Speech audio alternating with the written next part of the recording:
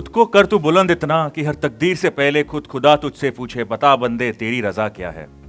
India is a land of creations, is a land of young nation where the focus of people is not only to evade poverty but at the same time also fulfill the aspirations of this diverse population. And for this, people choose the path of entrepreneurship.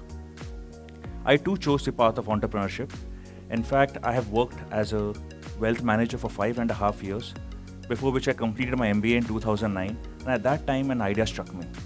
The idea was, the idea was to solve a problem which people are experiencing at large, and to also make some money.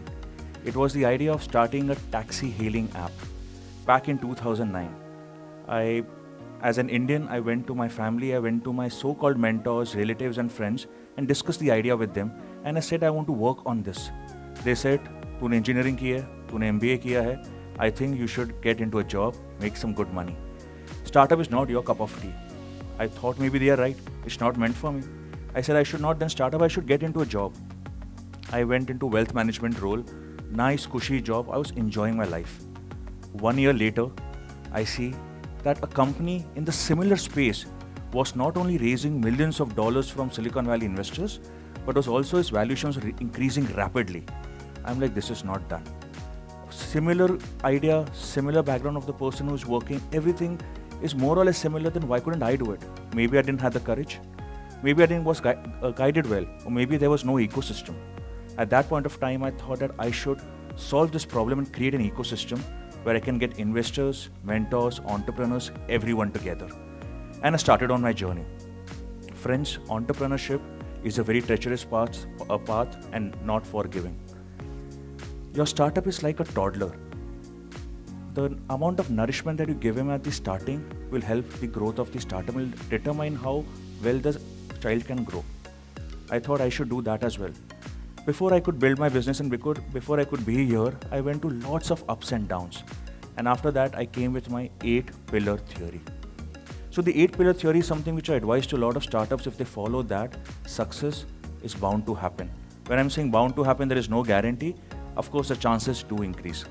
The first one is the idea. Any business that you begin or you start with, you have to have a rock solid reason why you're starting that idea. You know, nowadays entrepreneurship is more like a fad where people first figure out the solution and then work towards the problem. It has to be the other way around, where you have to figure out the problem first that people are facing at large, and you can figure out a solution for that and then start working towards that. The second important step is empathy study. Basically, you need to actually reach out to your end customers and ask them that this is the product or the service that I'm building. Am I doing the right thing? Are these the only features that you want, or can I add something more or delete something more? Is there some kind of pricing that you guys as the clientele would want?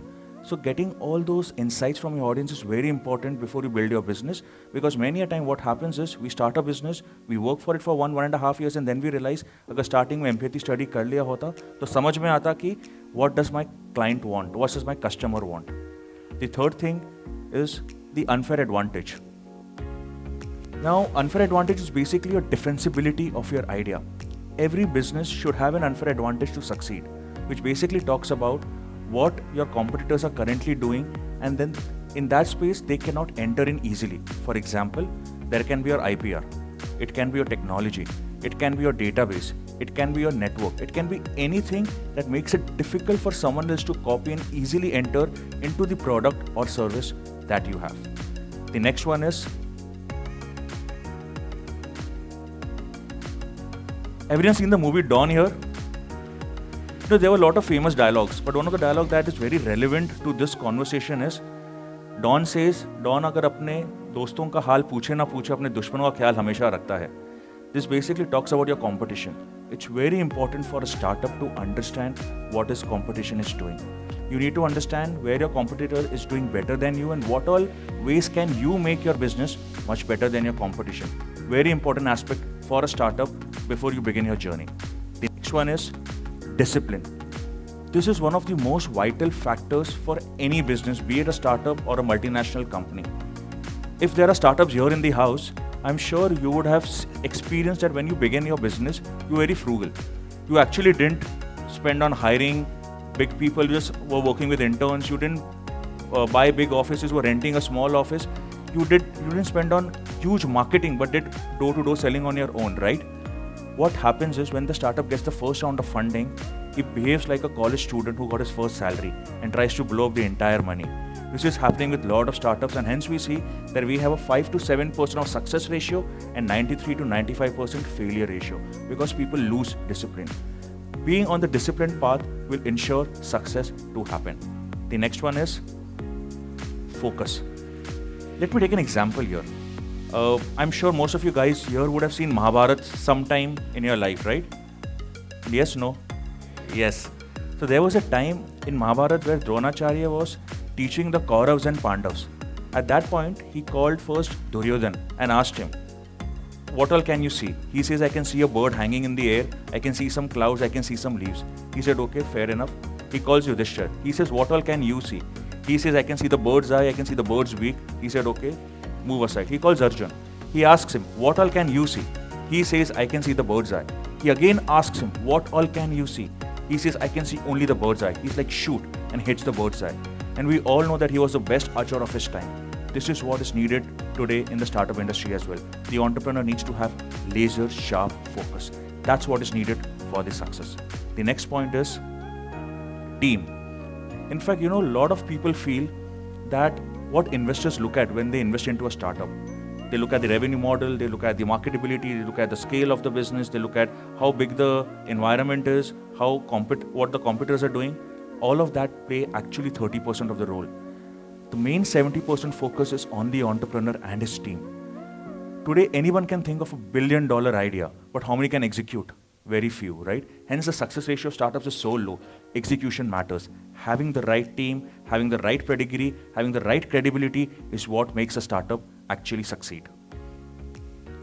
The last and the most important point is global expansion. You know what startups, many a time I've met a lot of entrepreneurs, and what I see is they feel that अगर मैं job कर रहा होता मुझे 1 लाख की salary मिलती, अब मैं खुद का स्टार्टअप चालू कर रहा हूँ 1.5 लाख तो कमा ही लूँगा. That's not the process with which you have to start your business. When you are being an entrepreneur, you have to think of a legacy, you have to think of expansion, you have to think of building a brand, you have to think of creating something where you can solve the problem of millions at large, and hence expansion plays a very vital role. Only then you are into a startup, else you are actually running a small-time business. As a role of heading this startup enabling platform, I need to travel across cities in India and sometimes even overseas. And I come across multiple number of startups who have multiple questions in their mind. Some of the questions that they keep asking, which I thought I should even share with you, is one of them is, why do startups fail? There I tell them you should follow the 8-pillar theory. A single crack in one of the pillars will actually move your startup down the drain. The other one is, why do startups need incubation? Why do they need to get incubated? In fact, there's a very interesting part about entrepreneurs. They're very paradoxical in nature. On one part, they are way too talented, and other part, they are not talented as well. Let me explain with the help of an example. We have engineers here who understand technology very well in detail, but they don't understand how to market or sell their product. On the other end, we have MBAs who understand the marketing and the sales aspect very well of the product or service, but they don't understand technical know-how. Here, an incubator plays a very vital role, where they not only help you with hiring. So hiring is a very important part of any startup's journey. As I mentioned, ideas everyone can think, but execution is done by the team, and having the right team is very important, which an incubator helps you to get in. The other part that they help you is with funding. Funding again plays a very important role. Sometimes we need funding at the initial of our business, where we're just starting a startup, where we need some seed capital, which are called as seed investors or angel investors who put money at that point of time.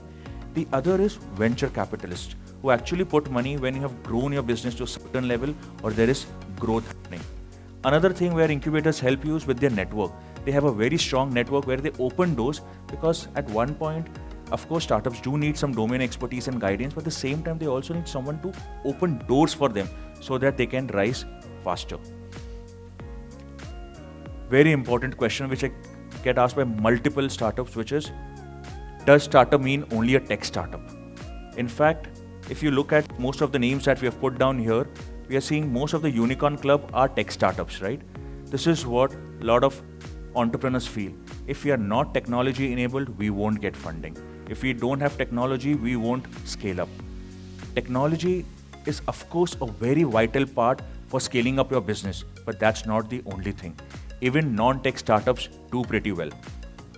In fact, if you look at this slide, from the year 2012 to 2016, if you see there are more of startups vis-a-vis tech startups. Of course, the amount of funding difference is around 50 million, but the number is much higher for non-tech startups. You look at companies like restaurants, co-working spaces, a lot of these companies without tech are also doing well.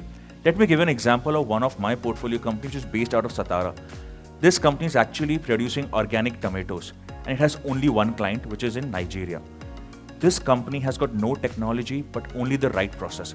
These guys just follow the right process and building their business. Today they are in a beautiful problem, which is that the demand that they're getting from Nigeria, they're not able to fulfill here. Very few startups are actually in this situation. This startup is actually growing at the rate of 140% year on year.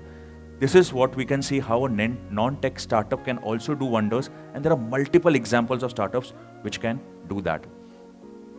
Now let me move a little ahead and let me talk what exactly an entrepreneur needs to be. So a lot of people feel that मैं बड़ा होके entrepreneur बनूंगा, मुझे एक entrepreneur बनना है. Entrepreneurship is something which cannot be put into you. It is something that has to come from within. It is your willingness to create difference. It's your willingness to do something big. It's your burning desire to create a difference in the audience that you're living in. It's something that comes from within and takes you to the highest level. I would like to conclude with a small quote for everyone here. Dare to think, dare to dream, dare to fail and fall, dare to rise again and succeed. Thank you, everyone.